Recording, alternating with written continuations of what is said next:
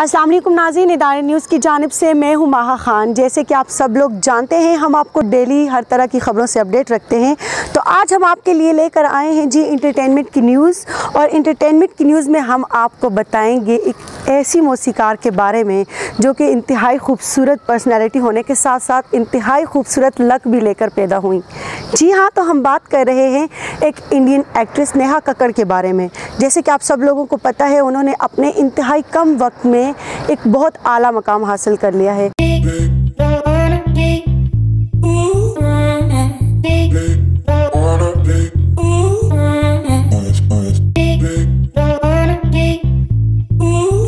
दो 2008 में उन्होंने अपनी एल्बम लॉन्च कर दी, जिसके बाद डायरेक्टर्स की नजरे करम उन पर पड़ी।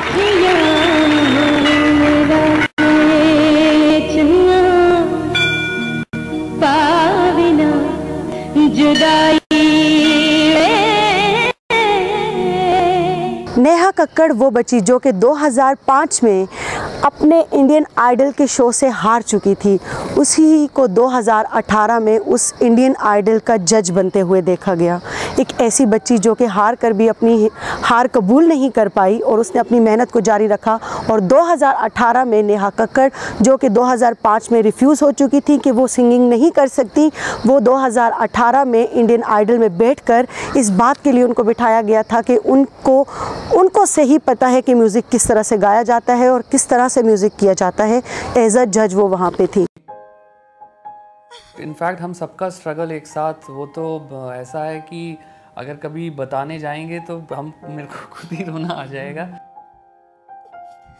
बसेस में ट्रैवल कहाँ बस, रिक्शा, पापा स्कूटर पे, हम सब लोग एक स्कूटर पे जाते थे। हम बच्चे होते थे, मम्मी पापा सब साथ में, और जो कि बहुत मुश्किल वक्त देखा है। बहुत मुश्किल वक्त के साथ ऋषिकेश से दिल्ली आना, दिल्ली से दिल्ली में बहुत टाइम स्ट्रगल किया, और उसके बाद मुंबई। बहुत सारा वक्त ऐसा होता था माँ बाप साथ नहीं होते थे।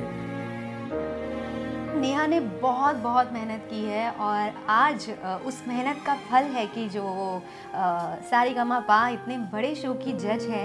हम सब लोग बहुत ज़्यादा प्राउड फील करते हैं। हमें सबको गर्व नेहा आपने करवाया है।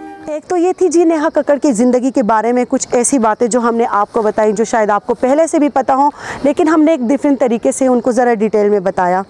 इसको एक तो ये आप इंटरटेन होते ही हैं इससे, लेकिन देखें कि हमारे सामने एक ऐसी एग्ज़ाम्पल है, एक ऐसी इंसान है जिन्होंने अपने फेलियर से हिम्मत नहीं हारी। वो मुसलसल अगर नाकाम होती भी नहीं, और आखिर उन्होंने बहुत शॉर्ट टाइम में अपना एक बहुत नाम बना लिया।